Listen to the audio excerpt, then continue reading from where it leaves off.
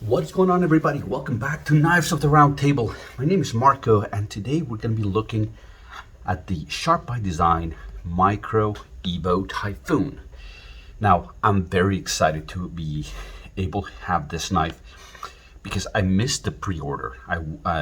By the time I realized that there was a pre-order for one of these things, they were gone. And then when they finally fulfilled the orders, Brian Nadeau, who's the designer, he had a drop of kind of all the ones, like he ordered extras and he did a drop of those. And that one, I tried to get one and I was too slow with the click. I just couldn't get one. So then then that's that, and they go for very high prices on the secondary market, and I just didn't want to do that. So I was kind of left without one. And then a little while ago, Brian posted on Instagram that he had a few left and who wants one. And basically, I just went on PayPal and sent him money and then sent him a text message and said, hey, look, I sent you the money. If you have one, ship it to me. If not, just refund me the money, basically. And he said, yep, it's yours. You got it. So he sent it to me.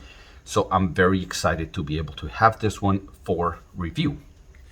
So let me give you a tour of the knife, just in very Knives of the Round Table fashion. It's a compound grind that I love. It has this hollow grind here in the primary bevel, and then it's got this secondary flat grind over here. This one is really nice because it got this harpoon, so this is like a harpoon compound grind. Very, very, very nicely done with satin flats and this kind of long fuller. It's a bolster lock, or maybe a titanium frame lock. It's this one because these are inlays, so it's a titanium frame lock. But on this side, it looks like a bolster lock, so it's kind of in between. You got Brian Nadeau's signature right here.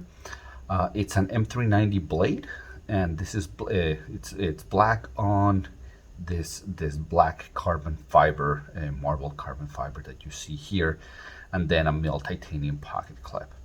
It has a tiny little bit of a lanyard holding back here, but that's kind of what you got. So let me show you size comparisons because this is a smaller knife.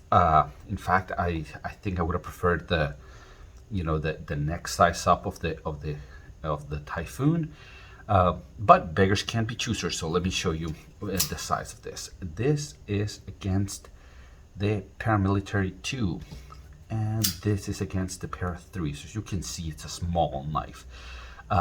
In terms of blade length, a little bit smaller than the Para 2, but probably bigger than the Para 3 or more comparable to the Para 3. But obviously, in the carry profile of this, you can see that this is a much, much smaller knife. It carries very, very lightly, and it disappears in your pocket. I think a better comparison is the bug out. So it's like, if this is the bug out and this is the mini bug out, this is the kind of medium bug out, right? It's right in the middle of those knives. And that's what that looks like when they're deployed. So it's really right in the middle of the bug out and the mini bug out. So let's talk about the ergonomics of the knife. The ergonomics of the knife are pretty good. I say pretty good because, like I said, it's not a fault of the knife that my hands are big, and this is probably not the knife that I should have gotten for my hands. But I think it's got a little groove here, and then a fairly neutral handle, but there's no hot spots on the knife. The pocket clip, even though it kind of points up, it kind of fits really well in my hand. The jimping is really nicely done, such that it provides grip, but it doesn't really hurt when you're using it. And I like when the knives kind of guide your hand to the way they're supposed to be held, and this one certainly does that. The flipper tab, it kind of continues the finger groove here, this kind of choil, and so it tells your hand where it has to go as far as this way, and then you can lock into the knife. So the ergonomics are very good for a neutral handle and for a small knife. You know, I still feel like the knife disappears in my hand. So if you have kind of medium-sized hands or smaller hands, I think this will feel very, very nicely in your hands. I didn't mention it's got this very generous sharpening choil that goes from here, and it creates like this, you know, this cavity here. It's a little strange, it's a little oversized, but you know, it probably works. I haven't sharpened this knife, so I wouldn't be able to tell you if that works. Action is actually very good. It's snappy. It has this little ting at the end. The acoustics of it are very nice. It basically one deployment method only, because even though it has this groove, you can't really get your finger in it to middle finger flick it. So everything is done through the flipper tab. Man, if we can speak English. But you know, my preferred deployment method is the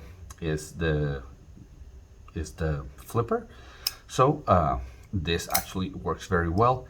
And even though it's, you know, it's a smaller knife, they've done it where this is a little bit lower than this scale, is a little bit lower than this, and the over travel stop actually protrudes from the scale this way, so it's very easy to disengage the lock bar, and I like that a lot. You know, I had a couple knives, the peñas, where the space is so small and there's no cutout that you struggle to disengage it, and I just don't enjoy that. But this one I actually enjoy very much. Cutting with this knife is actually very good. The stock is not very it's not thick. It's I would call it a medium stock, but when you have this hollow grind, it just cuts very well. It's not the greatest slicer when you go through a lot of material, but it's actually very good, and with a tip that is kind of reinforced by this geometry, it's actually very strong, so you're never kind of worried about this, about cutting with this knife. It's very functional, it's very beautiful, and I think it cuts for everything that you need in EDC tasks, especially for this size of a knife, where you're not gonna, you know, be doing some hardcore cutting with your Evo Typhoon, right? Or the Micro Evo Typhoon.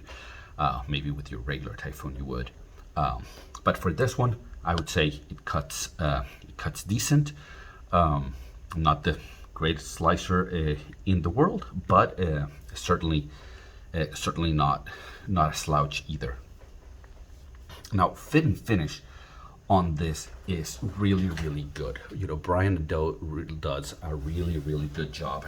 I want to say these are made by Riot, and you know, unless somebody else is doing these type of grinds as well as Riot, I believe that's who's making these. So the fit and finish is excellent on this knife. You know, it fires very reliably. It's perfectly centered, as you can tell.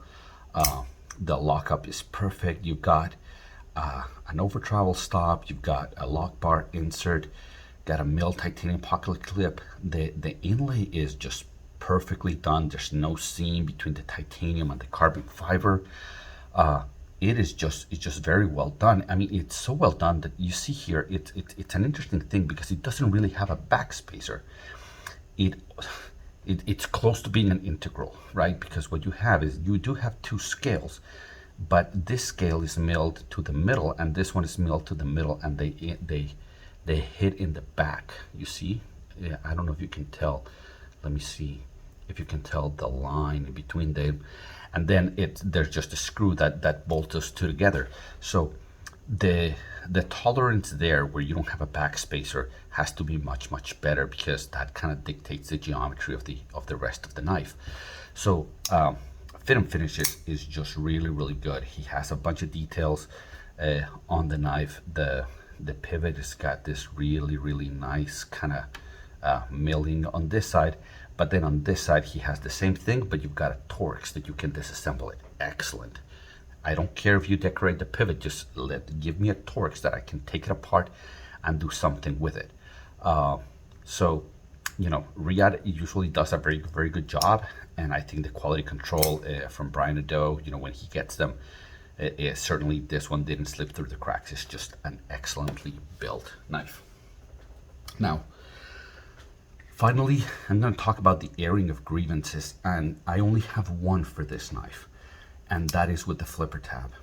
The flipper tab, the geometry of the flipper tab, it's a continuation of this arc. It just keeps coming with the arc. And what that does is it creates this hook at the tip of that flipper tab. So when you're trying to deploy it, instead of the flipper tab presenting a flat face against your finger, it presents a hook. And that hook right here, it hurts against your finger.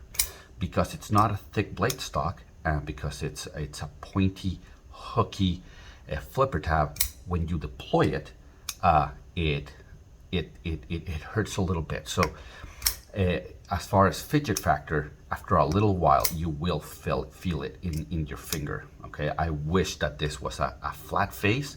If you need it, just go tangential to that point, just straight out, and a little bit of milling, just jimping here so you don't slip off the flipper tab. I think that's my only complaint with the knife. You see, I think you've seen me slip off the flipper tab. It's not often that happens to me, but I wished that there was a little bit of jimping and a little bit less hook. Well, it's kind of a fast review of this one, but a smaller knife I use a little bit less.